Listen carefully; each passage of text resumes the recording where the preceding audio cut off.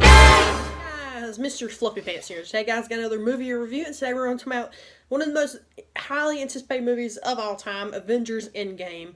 And yeah, this movie's 3 hours long, so it's a behemoth, but is well worth it. So first part's going to be non-spoilers, and then I'll get to spoilers. So I'll let you guys know there's not probably going to be a lot in the non-spoilers section. It's kind of hard to, really review it, but I'll go and give it a shot, though. So let's go and get started. So, non-spoilers, go watch this movie.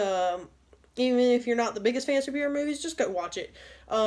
It's really just, if you like Infinity War, you're gonna like this one a whole lot better. That 3 hour runtime, don't be intimidated by it. It goes by it feels like an hour, like 2 hours at most. It goes by quick. Movie's so fast paced. It's it kind of, I was just like, wow, that was 3 hours long. Well, technically, without the credits, it's like 2 hours and like 50 minutes, but it's still a pretty long movie. So, make sure you use the bathroom before you watch the movie. But, it really does not feel like 3 hours at all. And this is just one of the most epic and satisfying conclusions to a movie series of all time. The movie is just so epic. You really need to experience it on the big screen. I just saw it at a regular theater, and I live in a small town, and I've never seen, my movie theater like this ever, especially on a Thursday night showing, because I saw it on the 25th, on Thursday night. We had, 2 showings, and I never seen my theater like that. It's never like that. But if you guys really, if you're a big fan of Marvel or just kind of a soft fan of Marvel, go see it, okay? I give the movie a perfect 10 out of 10. I loved it that much.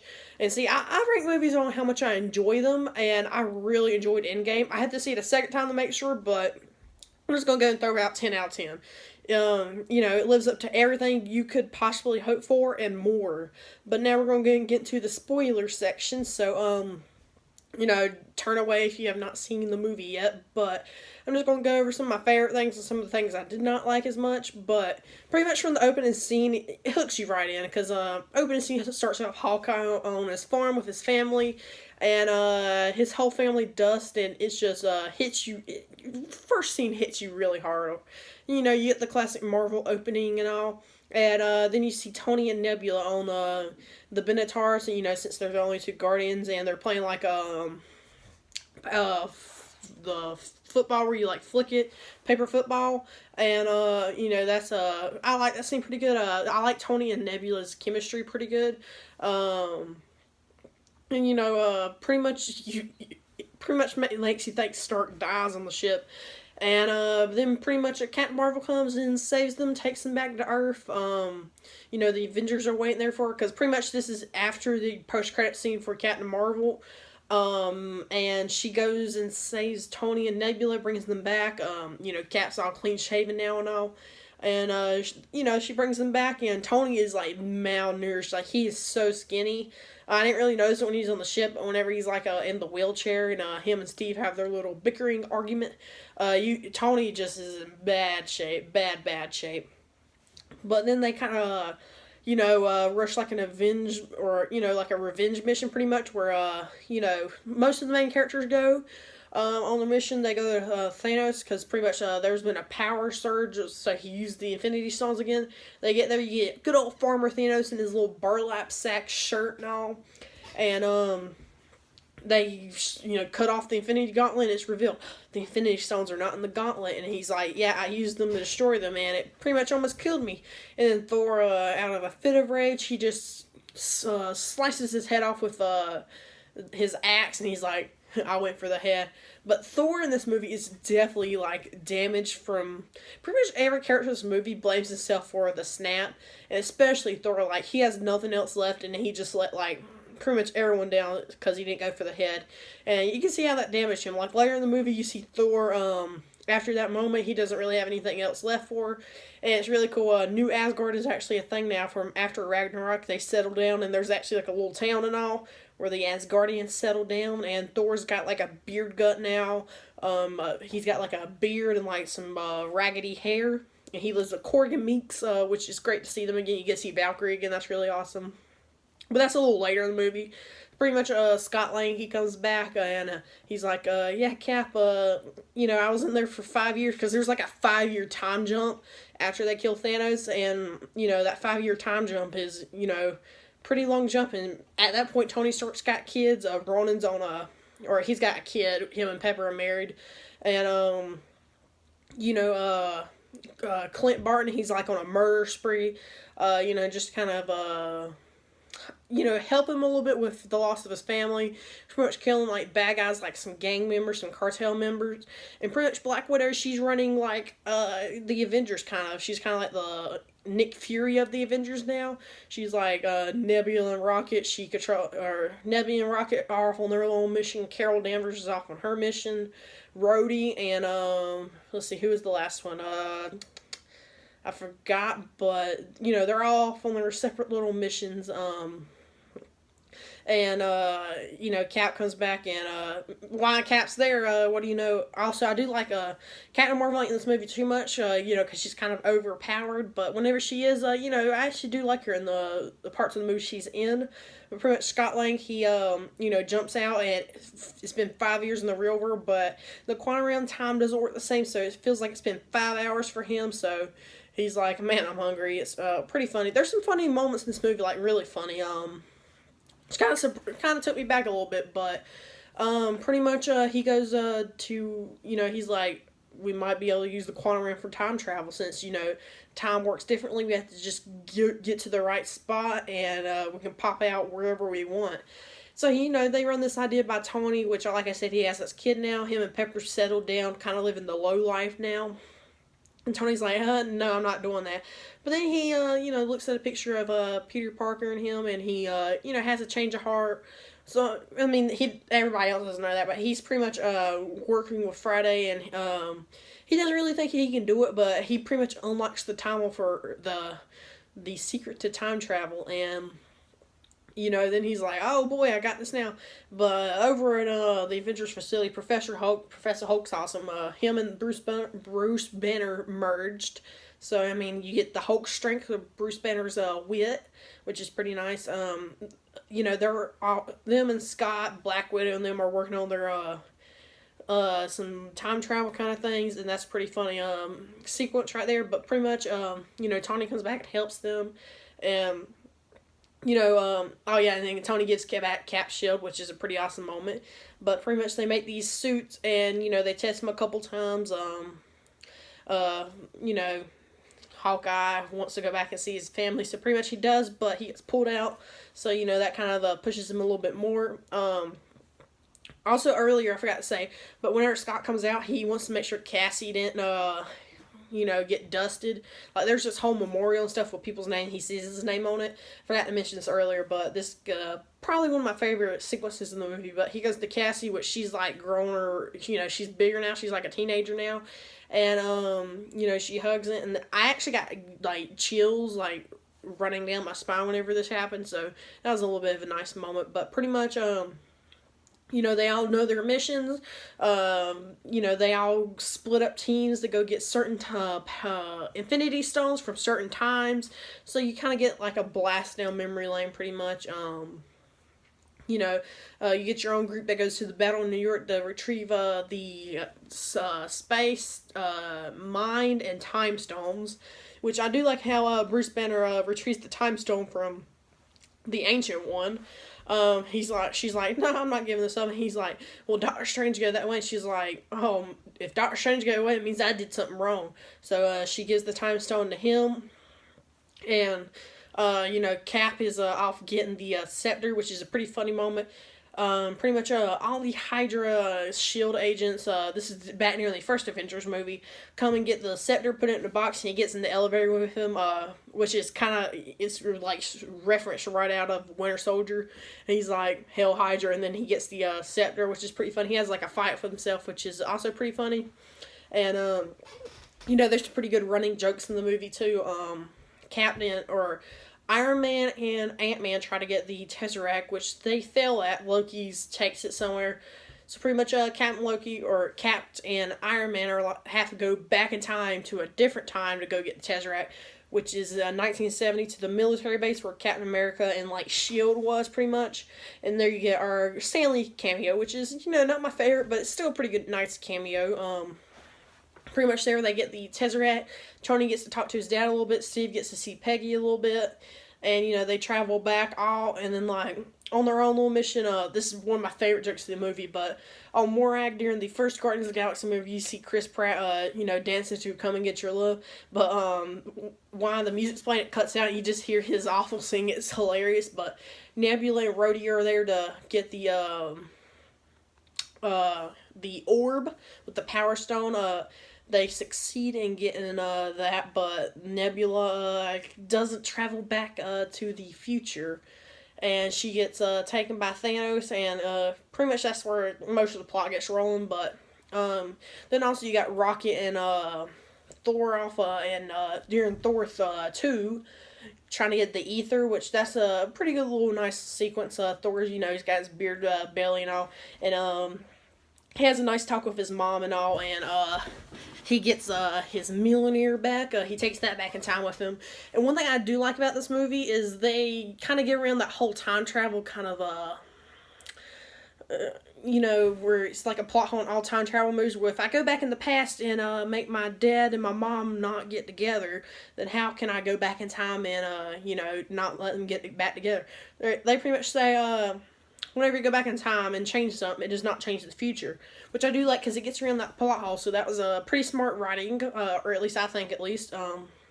But pretty much, Thanos, the Thanos from 2014, catches the current Nebula, and Nebula wants to prove her worth, so they switch places, and Nebula from past goes back to the future. Pretty much the Avengers got all the different stones now, and with the bad Nebula with them. They don't know yet though. And Tony Stark makes a Infinity Gauntlet, and they pretty much Hulk pretty much decide he's gonna do it. So he puts on the gauntlet, and it starts burning him. It damages his arm like severely.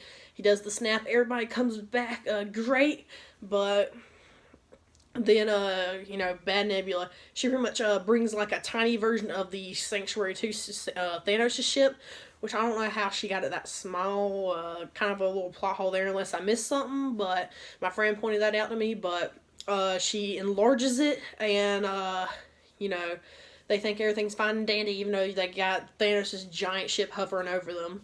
And then after they think everything's nice and dandy, Thanos' ship just rains down fury. It pretty much makes like a giant. There's no more like Avengers compound at all. It's like gone, completely gone, and Rhodey, Rocket, and Professor Hulk, they're kind of in a little bit of a pinch situation, and let's see, in Thor, Captain America, and Iron Man, they go off to face the older Thanos, since future Thanos ain't alive anymore. Hawkeye's down in the caverns, fighting off some Outriders, and he's the one that's actually got the gauntlet, like the Iron Man gauntlet with him, so he's carrying that around. And there's a probably one of the best fight scenes in the entire MCU is between Thor, Captain America, and Iron Man, fighting off the really badass Thanos. Like, this Thanos you have never seen before. This is pre-Gauntlet. This is probably back in his prime. He's just a beast, like, wrecking all of them. And Thor, he passed to him, where she has Mjolnir and Stormbreaker. And, during the fight, there's some pretty big things that happen on, like, first of all, Thor, he pretty much becomes, like, I forgot what comic it is, but, like, he's outside the braided beard and all. I forgot the comic, but some of you might know what I'm talking about. But and Captain America wields Mjolnir, which is awesome. He controls it and all, like, it's awesome. Thanos cracks Captain America's shield right in half, which was a pretty big moment. And after all that fighting is going on, so pretty much Captain America, his shield's broken, he's on the ground, and then Thanos, his entire army comes down. His, entire army. All the Outriders, all the Chitauri, all the Sicarians, this is just a huge battle. You got Leviathans from the Chitauri flying around now, and pretty much Captain America hears one phrase on your left, Falcon's voice, and pretty much at that time the portals Doctor Strange makes pops out everywhere, and this is probably one of the best cinematic moments of all time. All the different dusted characters that are not in the battle come out, and you got like everybody, the Guardians, all the Avengers, and all the Wakandans, during that battle, and you just got like even the Asgardian army. It's just one of the most epic things you ever seen. All of them come out, and Captain America says, the phrase "Avengers Assemble," and they pretty much all charge Ant-Man, Ant-Man turns into Giant Man, gets Professor Hulk, Rocket, and Rhodey out, and they all charge Thanos' army, which just seems awesome. You got the Avengers theme blasting, which is awesome. And pretty much the way I explain this scene is Ready Player One on steroids, but it's a lot better than Ready Player One scene, even though I really like that scene. This scene is just awesome. You got like everybody gets pretty much their moment shine. You got like Valkyrie on like a Pegasus. It's awesome. They're all going to get Thanos and his armies and stuff. And then skip over a couple stuff because this battle's huge and a lot of stuff goes on. But pretty much Thanos gets his hand on the gauntlet pretty much, and he snaps, but nothing happens. Iron Man's now got all the stones. He took all the stones out of the gauntlet, and he's got it on his own little gauntlet now. And he snaps, and pretty much everything Thanos pretty much uses to spend his army, all his ships, and even Thanos dusts away. And then Iron Man is severely injured after the snap. And pretty much one of the saddest scenes in Iron Man dies right there. Peter Pepper, and who else was it? I don't know, but pretty much he dies from his injuries, which is really sad because you see his arc reactor go out. But whenever he snaps, it's really awesome. He says, "I am Iron Man," and he snaps, kind of imitating Thanos a little bit because he's like, Thanos was like, "I am something," and he snaps, but he's like, "I am Iron Man." It's pretty awesome, but pretty much after that, you Tony Stark, you pretty much hear like his his speech thing. He left Pepper before they all went back in time. He was like, "Yeah, I'm probably not gonna make it out, so here's this just in case." Pretty much he's monologuing. You get to see like how everybody turns out and stuff. It's really awesome. And Tony Stark has his funeral, which is very sad. His daughter and all there. They pretty much put the first thing from Iron Man, the proof that Tony Stark has a heart thing. You see that, and then you get to see all the different characters there at Tony Stark's funeral honoring him, which is very, very awesome. And then they send Captain America back in time to return all the stones to their time, pretty much. But he doesn't come back like he's supposed to, so he stays in the past with Peggy Carter, which is very sweet. And then he shows up like at the time where Falcon sent him back in time. A couple seconds later, they see this old man pop up. It's Captain America old now, and he gives Sam Falcon his shield, and he's like, "Yeah, you're the next Captain America." And it's a really sweet ending, and I feel like I forget something. There's something else. Let me see if I can think about it. But it's just really well-rounded. There's a couple Easter eggs in it, like some pretty good ones, like in Hank Pym's lab you see earlier, you see like the comic accurate Ant-Man helmet. Man, it was so cool seeing it on the screen. And then like Tony Stark's daughter, she's like, "I want a cheeseburger," which is a reference to the first Iron Man movie, when as soon as Tony Stark gets rescued, he's like, "The first thing I want is a cheeseburger." And there's some other references too, but this movie is everything you could ever want and better. Like, if your expectations are high, it's gonna fly past those expectations. Like, there's nothing like this ever. Pretty much, I don't think anything will ever be like this again. 11 years building up to it caps off a lot of characters. I forgot the part about Black Widow dying, but pretty much that's how they get the Soul Stone, pretty much. But it caps off a lot of these characters. You get some tragic endings, and you get some beautiful endings. This movie is just perfect.